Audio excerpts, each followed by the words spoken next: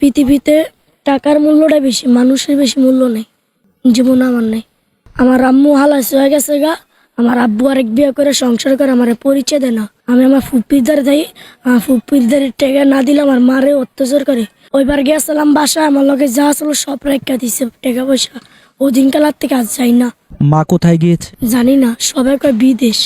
মা না থাকার অভাবটা কি বোঝো তুমি? আজকাল রাস্তায় তো না ভালো খাইতে পারতাম, পিনতে পারতাম, ঘুমাইতে পারতাম, ঘুরতে পারতাম, সবই করে থাকতো।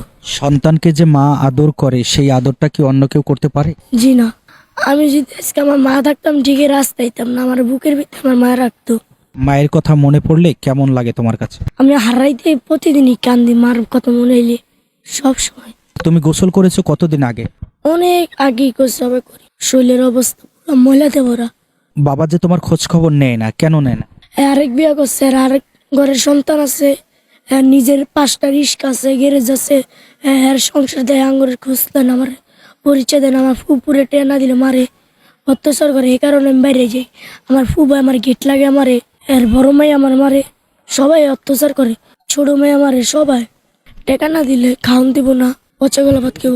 তোমার যদি ব্যবসার ব্যবস্থা করা হয় তুমি কি ব্যবসা করবে? করবো নেশা করো তুমি? না।